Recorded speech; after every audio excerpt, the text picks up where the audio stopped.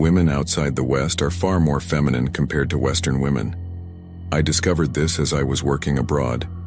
Until then, I didn't know women outside the West would be so different. I think the main thing about feminine women is that you feel appreciated as a man. There is a strong force in femininity that women today are slowly and surely abandoning because they want more authority without responsibility and more influence without hard work. Women today don't have anything to offer except perhaps that one thing.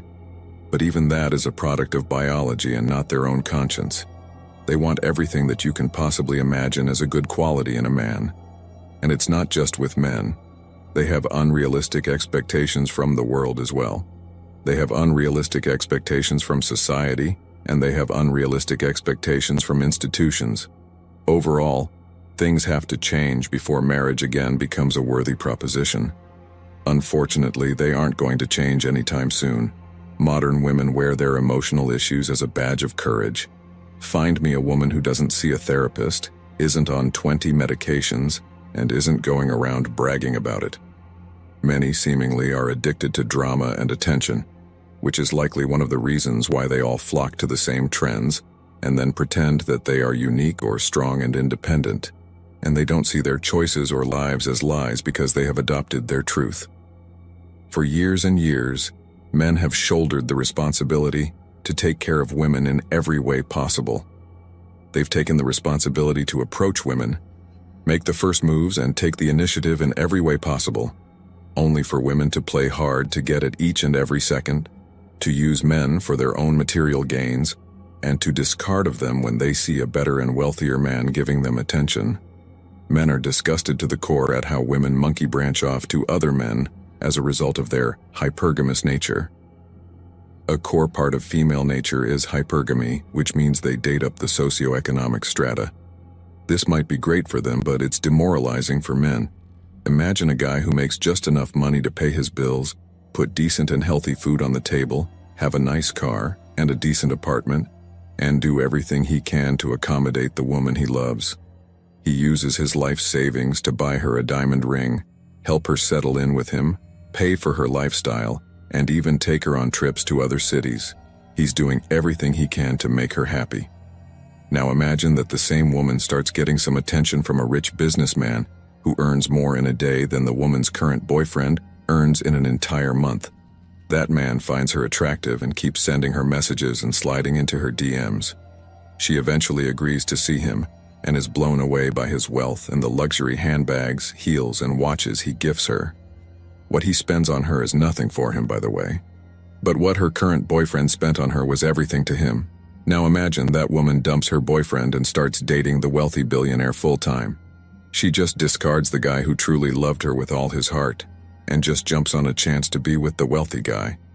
And guess what? That wealthy guy then dumps her after a few months, leaving her stranded and begging her old boyfriend to move back in with him. Sure, this sounds like a drama or a movie, but it's a common reality. This is what men are facing every single day. Men are supposed to act traditionally and roll out the red carpet for women in every way possible, while women are okay mistreating, misbehaving with, and discarding guys just because they have 100 thirsty simps lusting after them.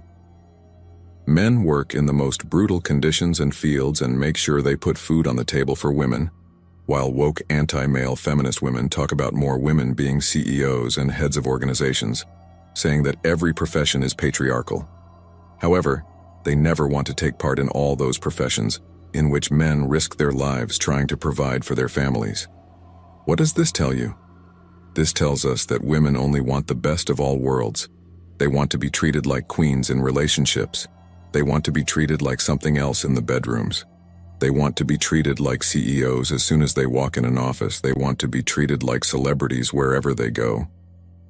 Truth is, women crave attention. They want validation. They want everyone to say how great they are without having to put in any hard work. It's just social coddling like children.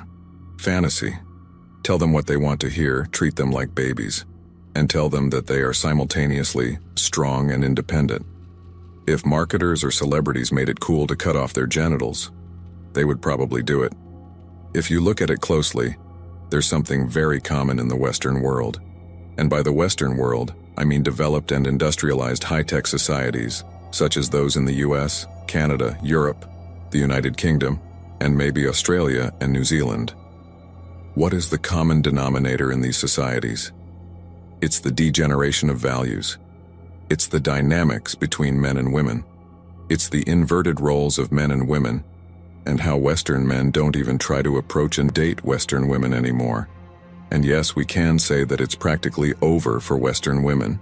It's over in the sense that their expectations from dating and relationships are not being met anymore. As these Western women hit their 20s, they start believing in the woke feminist narrative about how they don't need any man in their lives, and how they can live completely independently of them. They chase their education, research, careers, and corporate ladders, and some even chase the bad boys they've been chasing since high school, only to end up dumped and lost in the world. By the time they attain a certain level of success, they realize they're nearing the end of their biological clock, which means they start to grasp that they might not be able to have children after this age. That's when they enter panic mode and search for that dude they'd been playing around with and friend-zoning since high school, only to realize that he's moved on, married to a gorgeous woman, very successful, and is raising his children. That's the first shock that Western women receive after they've hit the wall. Have you ever seen one of those videos where you see a news anchor completely lose it against someone like Jordan Peterson or Ben Shapiro, and how these men eventually have to lay out the reality for these women to understand? It's just unbelievable when a woman shows up on television and says that all industries are dominated by men because they oppress women, and this is why most men are CEOs. In reality, most men are CEOs because they're ready to sacrifice a greater part of their lives to compete in a dog-eat-dog world, working 16 to 18 hours on a daily basis for more than 30 years. And they do this without complaining about why a fellow woman is earning more or why she was promoted instead of him. They don't complain. Why? What these women don't realize is that it is these men who go on to provide for their entire families for the rest of their lives. Their partners and wives live lives of luxury without having to work a single day and get to buy their expensive designer wear and travel the world as they please. If the roles were reversed, can you imagine a woman providing for her entire family, including her man? No. Women don't do that. And let me tell you why this will be a major reason they will remain single. As long as they keep fighting the corporate battles, they'll keep spending more time away from their families and their partners who will eventually leave them. Because guys don't want women as providers. They want them as their partners who can give them comfort and raise their children. That's a reality that woke feminism has always ignored and will continue to do so.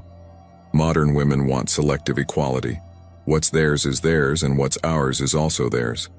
Men have had enough of this, especially today. Why today? Because the woke feminist ideology perpetuates equality, as if everything really should be equal. But if you look at it closely, it's only selectively equal. Women want more positions in corporate boardrooms, but won't ever become plumbers or truck drivers. They want equal pay, but they won't agree to work the same amount as men. They want the benefits, but they don't want to have the same input as men who enjoy those benefits. That's the sort of equality modern women are looking for.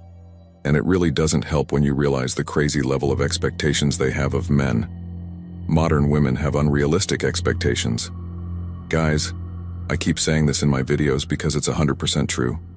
Scroll on TikTok, Instagram, Snapchat, Facebook, YouTube, or whatever social media platform appeals to you, and you will come across tons of content where women are listing down the things they want in the ideal man.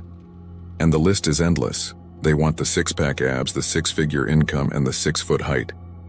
And that's just the baseline. Women don't have anything to offer except perhaps that one thing. But even that is a product of biology and not their own conscience. They want everything that you can possibly imagine as a good quality in a man. And it's not just with men. They have unrealistic expectations from the world as well. They have unrealistic expectations from society, and they have unrealistic expectations from institutions.